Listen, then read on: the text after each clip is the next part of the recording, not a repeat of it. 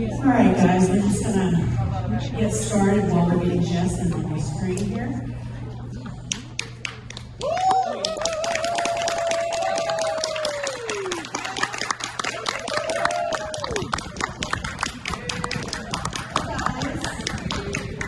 Welcome to the fun. So we have Arlen and Lynn. Okay, Jess is coming. It'll just be a moment, but I have some questions for you guys first. Okay. All right, so Motherland is not a show where the characters get to make easy choices. It's very complex and not black and white. There's no dichotomy. So that's what we're going to explore in this panel.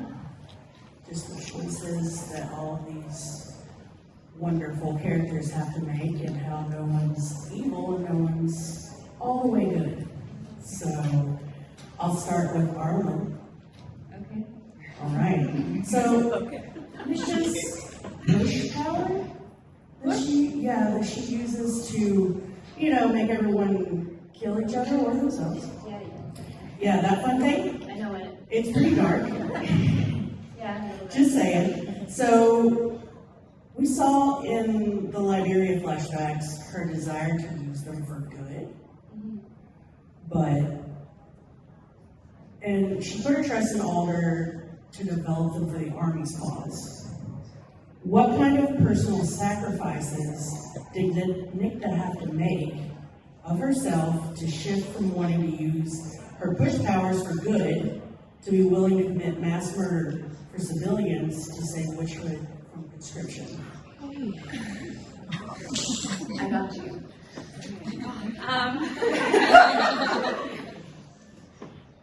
What made the shift? I think there isn't much of a shift in this perspective, because discovering that power cost her a lot of people that she loved, and in sharing that with Alder, it was just like giving her deepest, darkest secret to the person that she idolized, for the hope of doing good. And when she realizes that these witches were just previously enslaved and wanted to have a choice whether to join the military or not, Nikita sees sharing this power to give witches choice as a good thing. Now, mass murder, from Nikita's perspective, witches aren't respected by humans and aren't seen as equals. They're seen as cattle for their wars. They're seen as witches that can be put on the line. So witches are being killed in mass murder themselves by humans. So I think Nikita's response is to protect that. Eye for an eye. Yeah. All right. Yeah. Do we have Jess yet? Yes. Hey, Jess. Hi, Welcome, Jess. Yay. We can't hear you. We can't hear her. Again. No, The thing's not plugged yet. Hold on. I thought we can. Oh, yeah. Yeah. 1, 2, 3.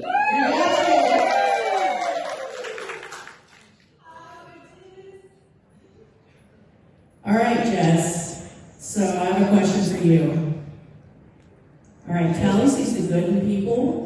It's one of her natural instincts is to push them to be better versions of themselves, and we see this in how she challenges Alder's decisions through season 2, and how she pushes Nikita to see beyond the narrow scope of the screen to a bigger picture.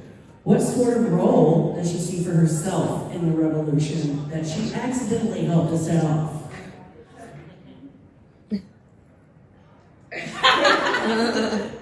That's a loaded question. I'm like, ooh. Welcome, Jess. I feel like in terms of Tali's relationship to Alder and to Nikita, the theme of mentorship is very strong. And Tali being Bianca, which in my language means she can meet anyone at the threshold of understanding to seek to understand them. She still is a full human. She has her preconceptions and judgments. I mean, we see it being played out with Alder and Nikita. And yet, despite her judgments, despite her fears, she's able to act beyond that, which I find incredibly admirable. I want to be more like that in my life, where your quest for knowledge and to become more beautiful and more true, and nothing's going to stand in your way, not even yourself. I think she didn't anticipate I don't think she was like, yeah, I'm going to go and start a revolution. But I think she was like, I'm going to not take things back. The status quo doesn't have to, if we don't agree that things have to be the way that they've always been, then as the dreamer, as the visionary, which I very much think Tali is, as the knower and seer, and for all the symbols of knowledge inside, right? For the reason that I think she also represents the interesting conversation between wisdom, discernment, things that we learn as we grow up and grow into ourselves. So I don't think she anticipated starting a revolution, but I think she wanted to evolve. I think her answering the call back in pilot back in season 1, her taking that oath was her risking growth. She embraced the evolution. She knew that she could be better and more than what she was. When she meets Alder and Nikita, I feel that there's a weird reflection happening. She's almost seeing part of herself in them. And I think it frightens her. And it wakes her up in a way. Like it even challenges her empathy in terms of really reaching beyond her prejudices and reaching into just connecting to them as human. It's just on a human level. And I think that propels her into an inner growth. Like she needed to have a reflection, and she needed to, and you'll see it explored in the season to come, her shadow side. I feel like Nikita, there's a likeness to the dark parts of mentorship. But she's really also committed herself to explore her own shadow side. Thanks to Nikita, who permits all of the aspects. With Alder, I feel like there was such a prison of secrets that this woman had to carry the responsibility of the world and understanding what that is to carry responsibility, how to be responsible, how to take accountability for your actions. And I think Tali saw an older leader that she wanted to become, then met Alder as the person, as the flawed individual, who was, and I love this line, this is one of my favorite lines in season 2, you just forgot that you were human. And I think we all have a tendency to forget that. Especially when we're pursuing, Tali is very much like pursuing knowledge, pursuing answers, when the truth feels more like living in question. And I think Tali sees Nikita and Alder as a question mark, and very much herself as a question mark. Waiting to be answered, but really, it's the mystery of us all. Like we just, that's how I experience it. So I don't know, she just knows that her purpose is to seek knowledge and truth, and she'll see beyond secrets, and she'll broadcast her fear. And yeah, and she just clings to her purpose to at least orientate her and direct her to stay on a path of integrity in this wilderness. I don't know if she can clarify her part yet, but she does. Oh, but she does. Wow, that was an answer. No, we love it.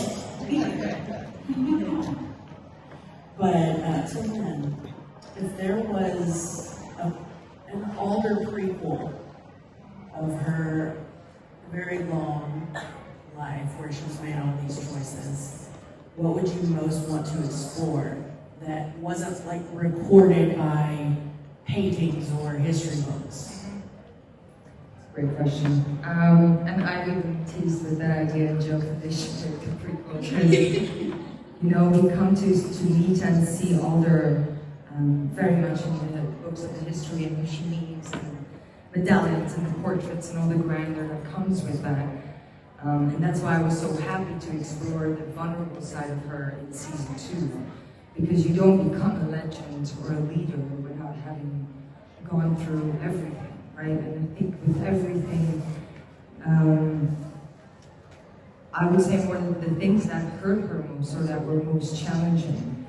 And I think Alder got formed and molded into the Alder that we got to know by all the challenges and the losses. I've always, you know, wondered if you're alive for that long, if you are leading for that long a time, like I always, like who did she love? You know, who did break her heart? Losing her sister has, you know, been one of the biggest losses, and her parents when they got murdered, and that initiated the Alder that she has become. But it's not just that, because I do feel like Alder once was this very pure flower, and I would love to go and explore that. And I think she's had, you know, many lovers and many heartbreaks and, you know, many challenges. But I think she, yeah, I'd love to go and explore all of that. I'm very curious for that too, because of course I made my stories in my head, but it isn't until you've lived them, you know, that you get to shape someone. And I had to do that without, well, we all do that all the time, you know, when you get a character, you just shape what you think has happened. So I would love to explore that. I would love to see her in the battles, you know, when the weapons were still different, you know, just the growth of what a leader goes through when they are at the head for such a long time. What's changed, and how did she have to adapt her? If you think back, like 327 years, that's a long time. And just to see that path that she had to take to get where she wanted, love to explore that. So would we. 75 seasons of Alder.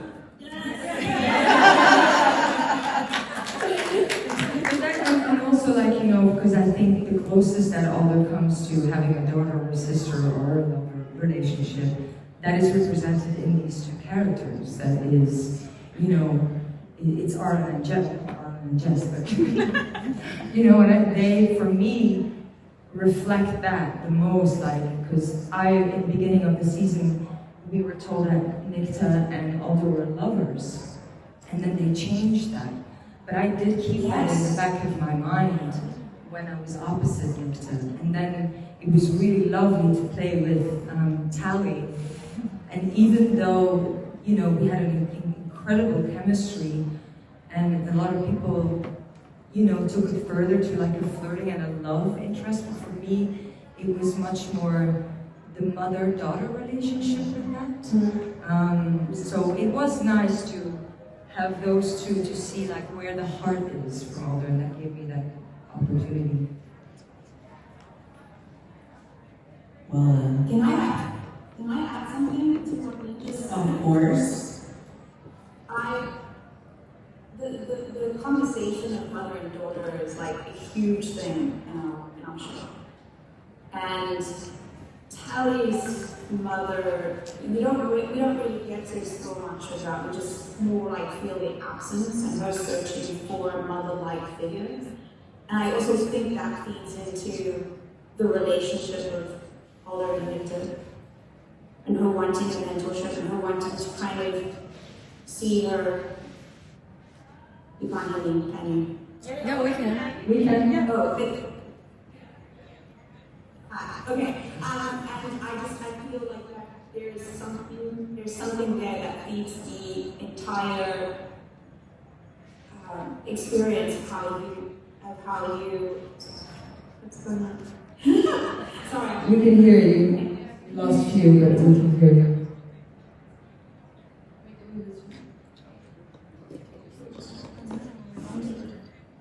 Okay, thank you. Anyway, I was, just to piggyback onto that, it's the acknowledgement of that motherly longing in Tali, because I think she's trying to reparent herself, and I think she's trying to look for herself in the leaders that she's seeing. And trying to see her reflection of how to lead and how to be the best leader that she can be. So yeah, I also do think that's a huge thing. And while we're just talking about the chemistry and everything, but it all feeds into each other. Absolutely. It shows. So, Arlen, after Nikita let herself get captured by the army, she got to spend a good deal of time alone, probably reflecting, and then even after they got out. What do you think, are there any regrets in her choices, perhaps, or how does she feel about her decisions currently after season 2? So do you mean when her name is in the prison cell, or do you mean... So, how is she reflecting on it from when she's in the prison cell to like when they take off? When they take off. When Nick is in the prison cell, she has to face the fact that she's going to get killed. And although Nick is like playing it like, oh, so cool, I don't care, I'll be a martyr. I think Nick is just like, damn, I didn't even live my life either. You know, the whole point of this free was for just have space to live their lives and not be in the military, and Nikita found herself doing that same thing. And I do think that when people are trying to escape trauma, sometimes they just end up going and going and going and going, not wanting to be alone with themselves. So she had to be alone with herself. And did have nice visits from Red and her newly shampooed hair. and Tali finds this beautiful openness to understand and being seen by Tali, I think, opens Nikita to reflect on what she's done and how her message has been interpreted. And I think it is pretty intense to see Alder in that position after so long, being tied up to a pole. Yeah, no, I know, no big deal. I hardly looked at you. Yeah. I'm just like, okay, you can do that? Cool. That's your choice, cool. not my choice. The president told me to do it. Sure. Let's go, Lynn. Let's go. But I think the whole experience of this almost death is a huge transition for both of us. And the power dynamics are broken in so many different ways. We're both humanized.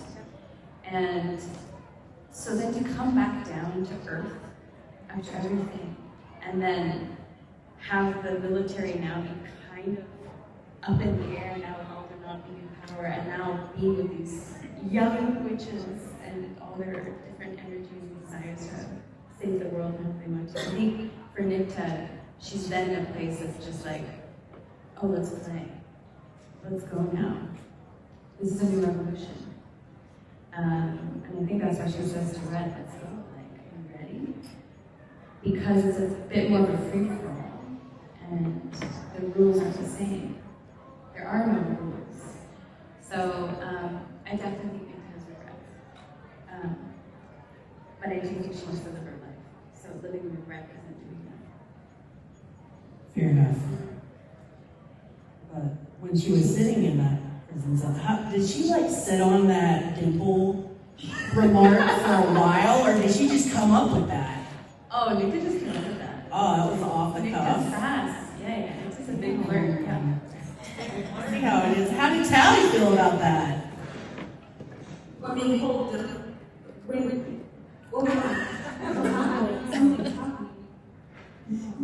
We can still hear you. How did you feel about being wind trained in one of your dimples and sunburn in the other? I love that line. It has a strange effect on me. I think when I first read the reading, I think I legitimate blush as well. Because I always had a thing with my dimples. At school, I was teased for them. And actually, interesting fact, if you don't know, it's a facial deformity. Like, it's actually just skin attached to muscle, which I find both gross and interesting. But I kind of just, it hit me in that moment. I was just like taking off my body. Like, oh my gosh, okay. But it was such a compliment. And what I love about Nikita's character, and you'll see in season 3 a lot more of these characters nuance, like their sense of humor, and I think that's explored more in season 3. I just love it when a character reveals how they shift their weight in a very serious life and death situation. That's what they do. I think that speaks to how they do as a character. To contribute to what Arlen was saying, I can't stop seeing Alder and Nikita as symbols, like wounds, like ancient wounds, and how both of these characters are actually more similar than they are different. And the main similarity comes from the fact that they've known such great pain and are leaders in their own right? They've just chosen different paths to do it. And their trust has been broken. Their pain has been too great. And so they guard themselves, almost in anticipation for pain. And it's fortified both of their outlooks in themselves, like they're crystallized. And Tally is like, I think they both find her attractive, almost because she reveals that childlike side of the heart, with an innocence and a stubborn openness to the world. And Tally goes through her pain, but I think Alder and Nikita both kind of see themselves, their younger selves, their more trusting sides of themselves. And kind of, I think that's what's being communicated implicitly. The dialogue's not saying it, it's very much about Tally asking, how did you become who you are today? Alder, how did you become who you are today, Nikita? And their answers are, well, pain. And if you knew the pain, then you too would have made the choices I would have made. And Tally, an empath, is really reaching to understand. And she understands that her openness is a choice. And to not lose that. And Nikita says it so beautifully to Arlen, what's the line exactly in Cell where you look and you say, don't let this end you. That one. Yeah. Yes, that one. Oh, I mean, it cries out to you. It sends me goosebumps because it's almost like, despite the fact that she's made her bed and she's going to lie in it, right? Can't teach a dog all tricks kind of mentality. Tally sees Nikita and sees all like she sees their humanity, and there's always that flicker and spark of stubborn hope in them that they have not extinguished. They don't necessarily live from it, they definitely don't share it with a lot of people. But Tally can see that. And I mean, Nikita been speaking that poet life, and you suddenly see her character in a totally different way, which is so beautiful. Because it's so easy to step in judgment of somebody's actions and life choices, and I think it's comfier to be in judgment than it is to understand them. Oh yeah, that is very true.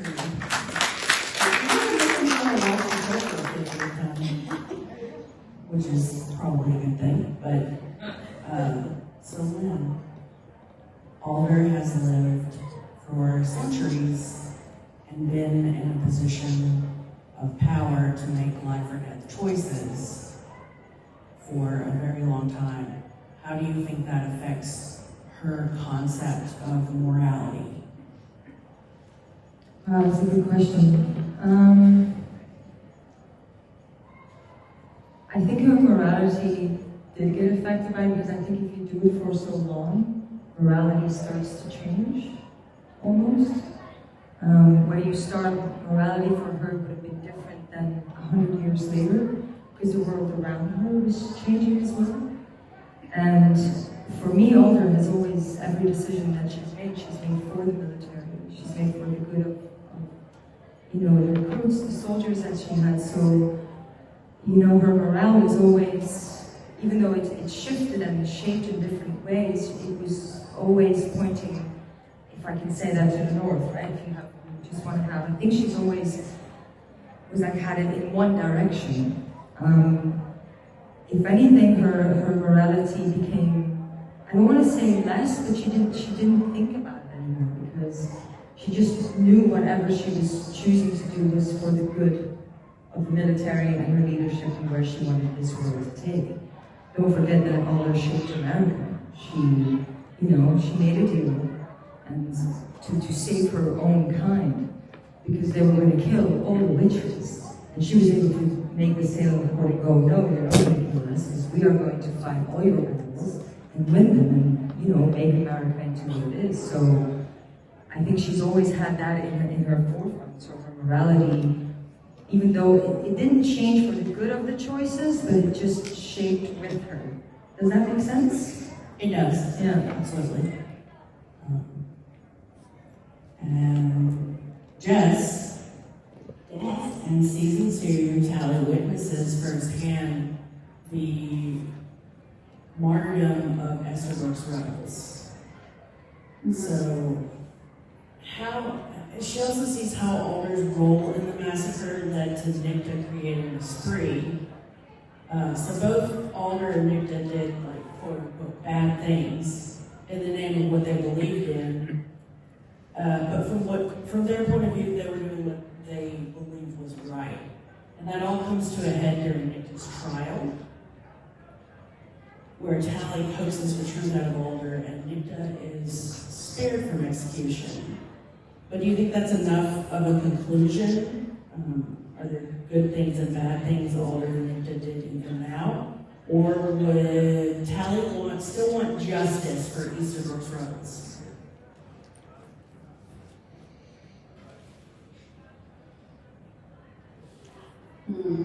Great questions. I would say, so there's two things, there's two conversations happening. There's a question of justice. And then you said closure. It's interesting, because nothing's going to bring back the dead. And so I do think what Tally really holds up is truth. And that comes with acknowledgement and recognition of the good, the bad, the ugly, the hidden. And I feel, it's not so much like there's any outcome that's going to make this magic happen. But I think speaking the truth out loud, that recognition has power to heal and to remember. To remember our blindness, to remember our prejudices, to remember that this was done. You don't get to just erase it. You don't get to just try and undo it. There's no undoing it. There's no unseeing it. So the only choice for Tally is to stand in her courage and look it in the face. And she challenges Alder to do the same.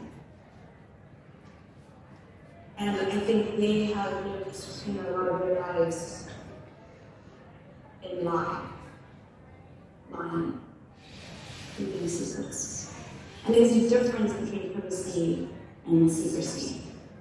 Privacy is to be respected, but secrets are hidden. And it's very deceptive. And it again comes down full circle to how we see, what is our lens out to the world. How we see ourselves is very much linked to how we see the world. So, she does speak a lot about justice, but I feel like what she's wanting is just for Alder to say it, to admit it. It's not to apologize for it, it's just to say this happened. And I think what she hopes in a leader is to see that accountability, to take responsibility and go, yes, I did that. And I did that, and I did that. And of course, Tally she has to now understand why.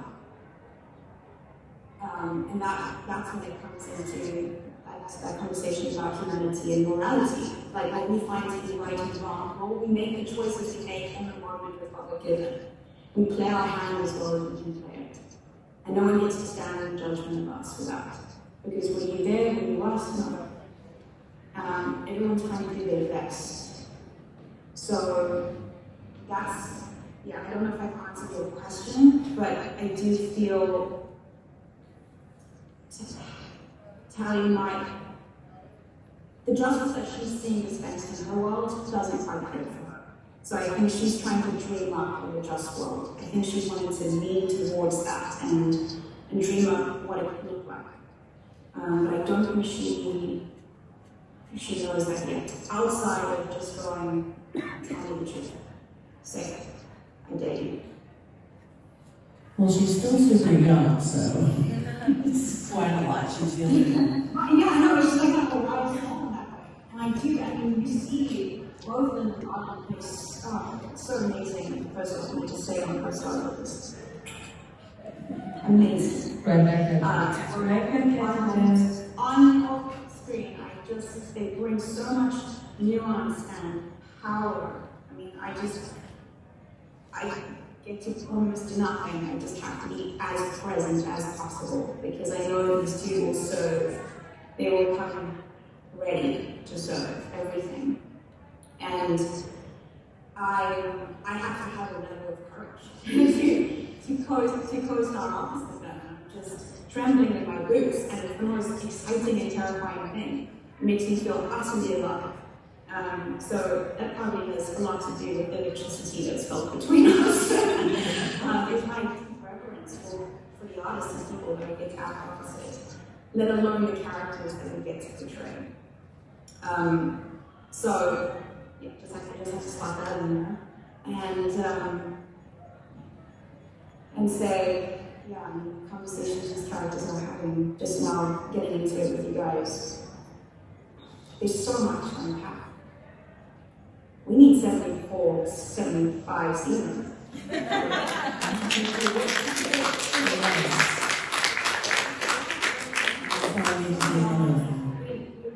We've really learned like certainty and answers and black and white and duality, right? But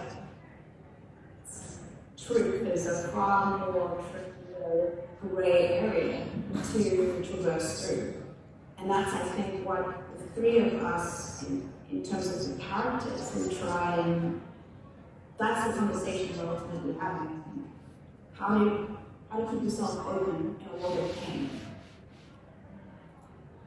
And pain is a promise. And that's going to happen. You will hurt. And now what? Yeah. Yeah, that's, now we're getting deep. Here we are. We've been deep, but. So, Arlen, Yeah. do you think Nikita feels responsible at all for kind of helping the rise of the Cambria along, especially after hers gives this little speech?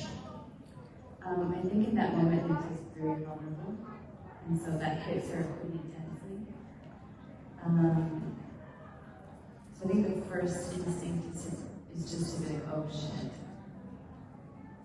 am I connected to this asshole? But I think there's way more nuance to that than just, he's going to be a douchebag regardless. It's just real about that. And anything that would prop up his mission, he's going to use. So I would just give that to Nikita for a moment. But yeah, she definitely does. She can tell that she has been misinterpreted, and Nikita is someone who has a really hard time connecting with others, obviously. So that's part of what she has to carry with her. Yeah, I just keep thinking about Nikita on the bus with everyone. These kids shut up.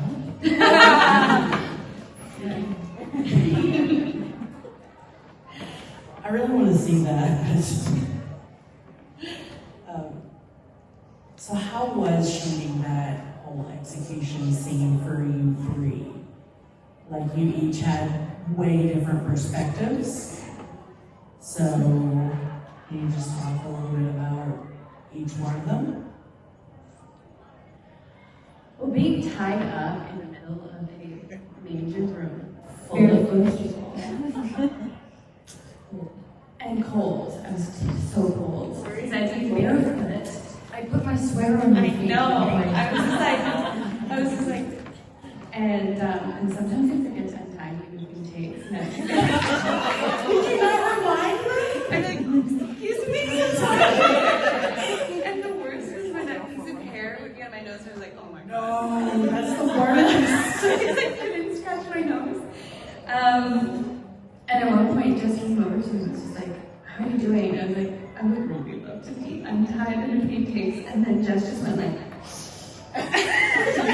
and stomped over to the first AFD, and she's like, excuse me, I don't know what you said, but I can just imagine you were like, and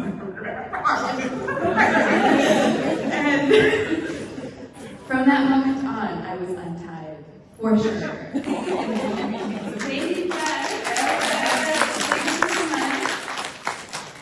To be fair though, there were so many people to manage that day. There were like tons of extras. There was people in the back. There was these cameras that were coming from above. There was a stunt. It was a huge scene. It was so huge. So like I had a little understanding that like they might have been forgetting me, but still. You're kind of in the middle of everything. I know. So sometimes I just be watching the extras like.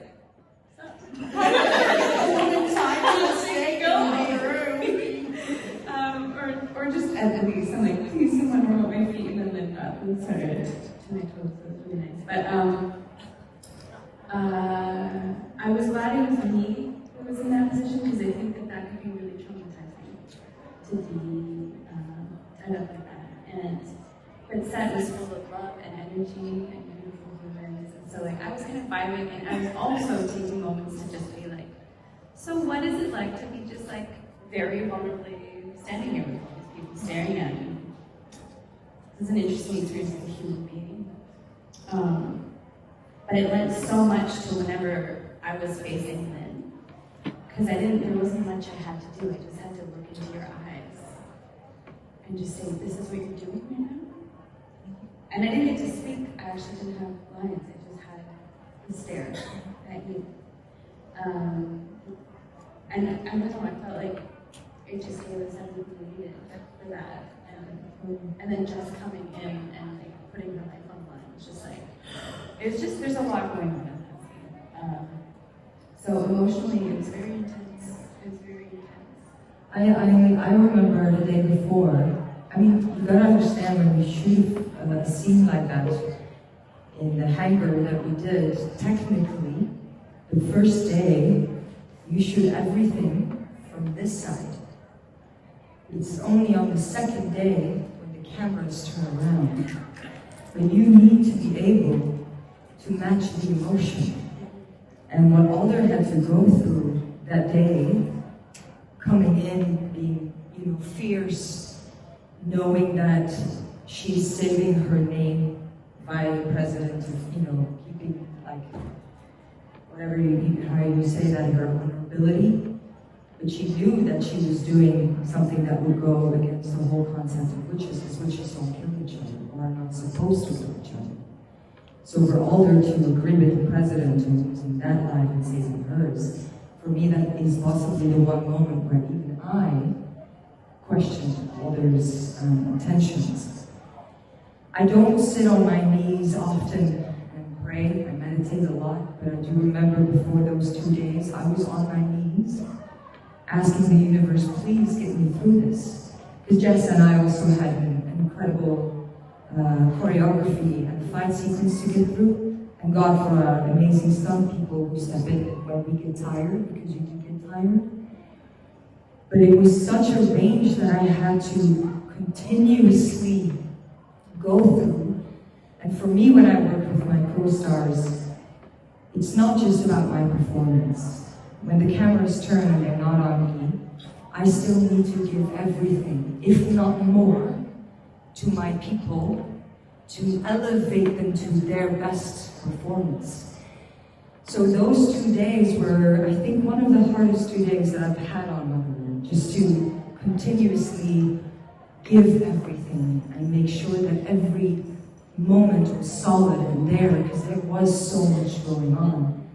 And you said it so right, because, even though Arlen and I, or Nikita and Alder, didn't have actual words to say, like I said before, I dared not look at her, because I also felt like I was doing something wrong, or I was going to do something that went against the whole Constitution. And then for Tally to step up and call the right of proxy, which I taught her, or at least my, institution taught her to do, I think was the first moment when Alder was able to see that mistake. And I loved that it was written that Alder could be at her most vulnerable, apologize to her recruits, telling them that she let them down, and therefore was able to make peace with the fact I cannot wear these medals anymore. My time has come. And I remember the last take that we did, I was walking away, I was crying, my medals were taken from me, and it was such an emotional long 2 days that the cast wanted to surprise me with playing a song and for us to all start dancing. And I remember walking away and I'm crying. And I got my medal, and all of a sudden I hear this music, and the first thought that goes through my mind was, who dares play music right now? I turn around and I see everyone erupt into this dance. And even though it was against all protocol at that time, it was possibly the most uplifting moment, because I was complete. And just talking about this scene right now, oh. Yeah, that was my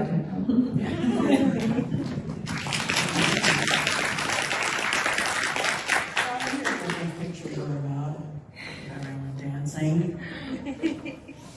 Your turn, Jess. Oh my gosh, you guys touched on something. You actually would. I was back there, just listening to you, Lynn and Arlen say what they remember. I remember Arlen's cold feet. Just looking at her barefooted is like I felt cold, and being that it was such a big day, and it's easy to kind of be neglected. I was making sure that my two co-stars and I were connected the entire day. It was so terrifying. I was on my hands and knees praying prior to that episode prep. I felt very supported by our amazing director, David Frizzy, captained that episode beautifully. But he like made it known. He's like, are you ready? And I'm like, I know, I'm terrified. This was also the first time I had to speak mother tongue. And not only speak it, but shout it. and I was trying to, and the scope and scale that David wanted me to possess was like gladiator, you know, like in the man in the arena, and you're just shouting thousands of people. So I was scared of losing my voice, take after take, over 3 days, like I just said, you shoot in one way, you shoot in the other. I felt like it was huge, and it asked for everything. Like, you just have to have a profound sense of focus every day. I had two greatest co-stars to act opposites. I just had to be the one who broke the silence. I had to be the one that squeaked and spoke first. And I never liked being the first person to say anything. I'm kind of like, come on, someone say it. But I remember the first few beats of the scene. It was, cameras were rolling. Lyne and General Alder and the goodies are coming in. Everyone was in a state of like formal dress. You're not at a public execution. The energy that day was intense. And we had about, was it 50 extras? We were allowed to have more extras. And we were the only production in town that was not shut down. We did not have one case of shooting, so it was 4. They gave us more extras. And so the energy that they adopted, I felt like energetically everyone was picking up on this vibration of just intensity. And we lived there in that intensity for 3 days. So when Lynn talks about how that was kind of broken and intentionally and unfortunately maybe, but I do cherish that moment because it was unrelenting, that tension. And we just needed to dance it off. And music is just so wonderful for that. But yeah, I remember having to now break this silence with my stop and just being terrified. Like, I felt like I could pee myself. I was so scared. But David came up to me and said, just use it. She is terrified. She is probably going to die. She is taking this on to be, this is her ground, this is where she'll stand for the truth. She'll die on this hill. And I just decided to use the fear. Fear was real. Lynn talks about her roller coaster, all the emotions from, the certainty and power that she's walking into, the vulnerability and being stripped. And then being able to almost be relieved that she can confess. Like, it's a public confession, suddenly. It's not a public execution, it's a confession, and I just remember feeling, looking at you, and when we're stripping yourself of those medals. And I think that mentality is questioning everything. Like, the repercussions, she didn't even think that far. She just wanted the truth outed. Didn't think of, and then, and it's like Rome falling, right? Just feels like the empire is falling. And she actually sees Alder in that moment where she's taking accountability and she is confessing. That's the leader that she wants. That's the general she will follow forever and ever. So emotional. And this Lyne Renée, gosh, woman.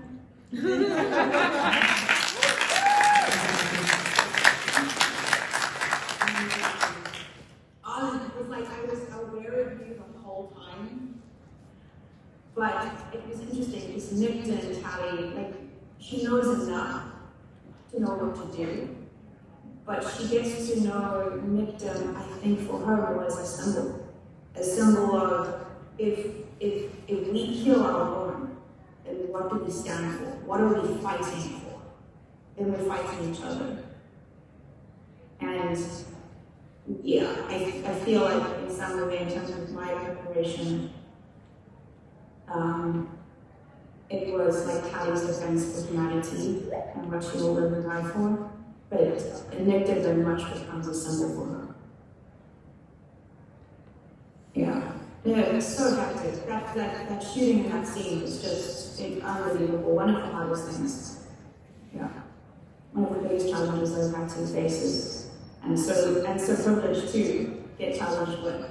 But yeah, Yeah, the tension in that whole scene, I remember the first time I watched it, just kind of not being able to do anything for a few minutes afterwards, just had to sit with what had just happened on screen. And so, thank you guys for bringing that across, all of that. I really enjoyed it.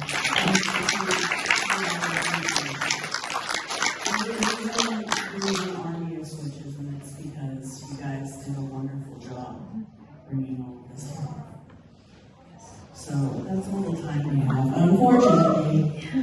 But shout out to Mom Caller in the house too.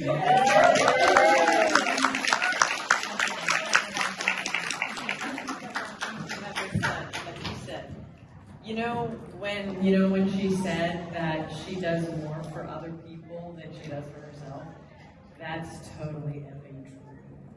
Because in the scene where I had to tell the story of the original whaling and how we all got started, she and all the witches are burning, and she's there singing the lament and just giving 110%.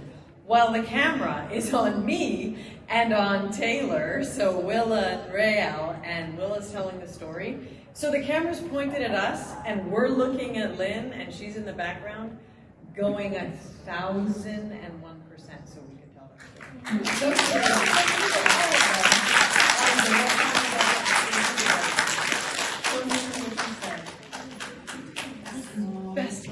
Best loving.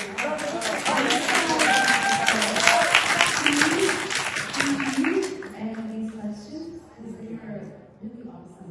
Thank you. Thank you so much. I'd like to thank you. You're the best, witches. Thank you for being here.